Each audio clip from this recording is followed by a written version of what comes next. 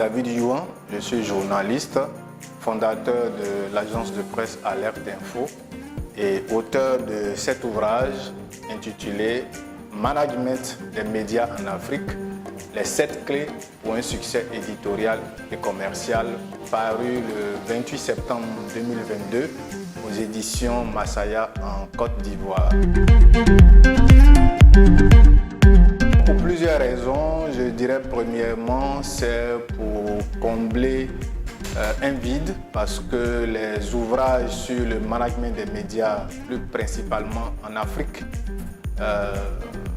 il n'y en a pas. Donc j'ai décidé à travers cet ouvrage-là d'abord de combler ce vide en partageant mon expérience d'entrepreneur des médias depuis 16 ans. Et puis aussi, j'ai voulu un ouvrage à la fois didactique et pratique pour permettre aux étudiants et aux enseignants d'avoir aussi un outil pour leur recherche, pour leur mémoire, pour leurs cours notamment. Et donc aussi partager cette expérience avec des promoteurs d'entreprises de presse dans l'espace francophone africain, de telle sorte que les erreurs que j'ai pu commettre en étant dans l'entrepreneuriat, que les personnes qui viendront après nous ou qui sont déjà là aussi dans le bain ne puissent pas commettre les mêmes erreurs.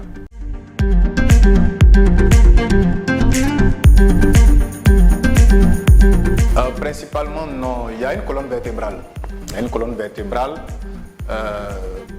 Peu importe le secteur d'activité, la colonne vertébrale, c'est qu'on est obligé de faire travailler des collaborateurs en tant que manager, en tant qu'entrepreneur des médias. On est obligé également de faire du bénéfice parce que c'est une activité commerciale, donc à but lucratif, ne l'oublions pas. Mais la spécificité, c'est que notre secteur est un secteur précaire, on va dire, qui ne génère pas beaucoup d'argent, de cash flow, comme d'autres secteurs d'activité.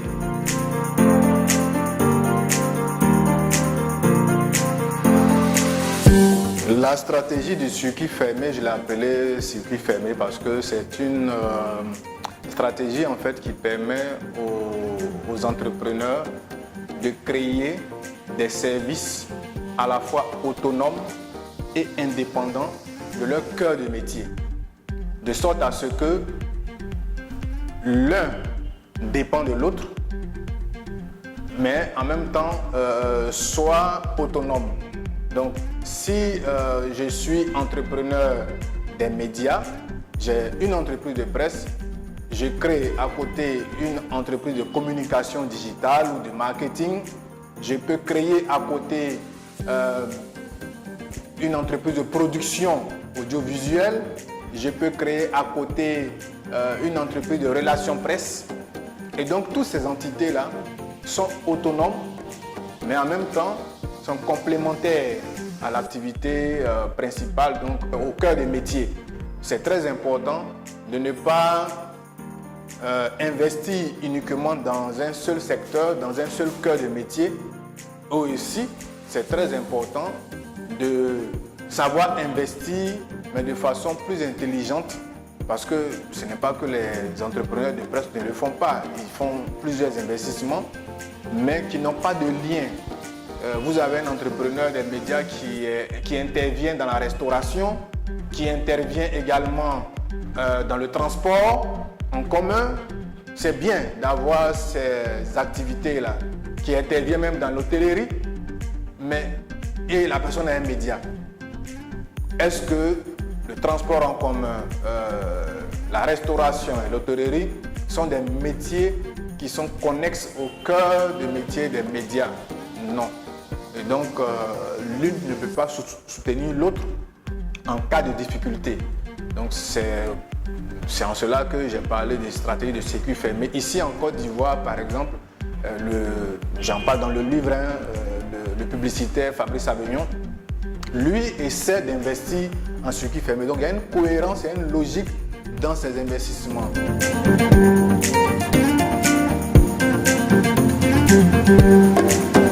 Je fait de cette nécessité-là, de pouvoir convertir un succès éditorial en un succès commercial. Déjà pourquoi? Parce que la plupart du temps, les promoteurs de médias en Afrique francophone, pour la petite expérience que j'ai, se focalisent sur le succès éditorial. Pour eux, une fois qu'ils ont atteint la notoriété, une fois qu'ils sont cités dans des radios, dans des revues de presse de radio, une fois qu'ils sont cités dans des journaux, une fois qu'ils passent à la télé pour représenter leurs médias dans des débats, des émissions débats, ils se disent que bon, c'est bon, tout le monde nous connaît, c'est le plus important. Mais en réalité, c'est un pas. Cette quête de la notoriété est un pas vers le succès, mais ça ne résout pas les problèmes financiers. On peut être connu, mondialement connu, on peut être localement connu, et puis on a du mal à payer son loyer. Et donc, il faut convertir ce succès éditorial-là en succès commercial. En quoi faisant? En essayant d'adapter un modèle économique qui peut permettre à l'entreprise de survivre. Le modèle économique, c'est la manière dont l'entreprise s'y prend pour capitaliser, pour générer de l'argent.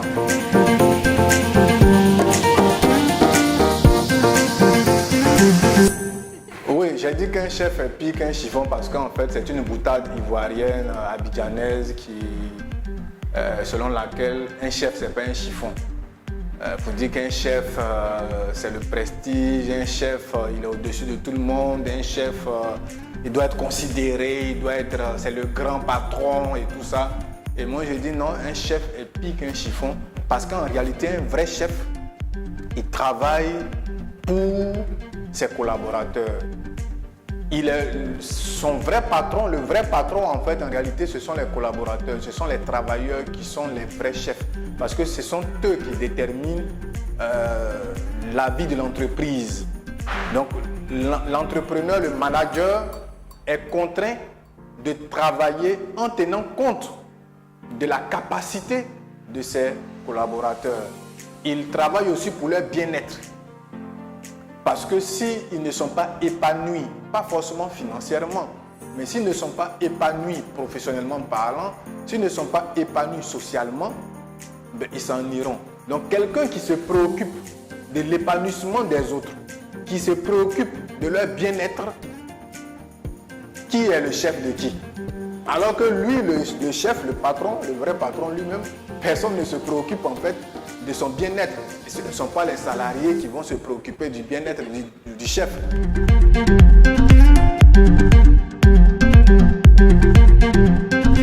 Tout le monde se jette dans l'entrepreneuriat. Je pense que ce livre aussi, pour ceux qui vont le lire entre les lignes, ils vont se rendre compte que avant de se lancer, ils vont réfléchir bien avant. Ils vont se dire qu'il ne suffit pas d'avoir des moyens financiers, d'avoir un accompagnement. Il ne suffit pas d'avoir un talent, un savoir-faire, mais il faut aussi qu'il y ait cette prédisposition-là d'un point de vue spirituel. Pourquoi? Parce que tout le monde n'est pas appelé à être chef ou à être patron ou à être entrepreneur. Ça, je le dis aussi dans l'introduction, non. Tout le monde n'est pas appelé à être patron, tout le monde n'est pas appelé à être un chef, à être entrepreneur. Et c'est d'ailleurs pour ça que beaucoup se cassent la figure. Hein. Les statistiques le montrent un peu partout, que ce soit ici en Côte d'Ivoire ou en Europe. On nous dit que 9 initiatives entrepreneuriales sur 10 échouent entre 0 et 5 ans. Donc il y a une seule entreprise qui réussit à survivre après 5 ans d'activité sur 10. Mais vous pensez que les autres là n'ont pas le talent, ils n'ont pas les moyens? Non, ils ont les moyens, mais ils n'ont pas cherché à savoir si ils étaient faits pour ce métier-là. Les vrais entrepreneurs se reconnaissent entre eux quand ils parlent, parce qu'eux, ils ont réussi cet appel-là. Vous pouvez aussi l'avoir sur commande et vous le faire livrer ici à Abidjan et même à l'intérieur du pays. Il coûte seulement 5 000 francs CFA. Il est disponible pour tout le monde et pas seulement précision, pas seulement pour ceux qui sont dans le secteur des médias. C'est un livre pour tout entrepreneur de n'importe quel domaine d'activité.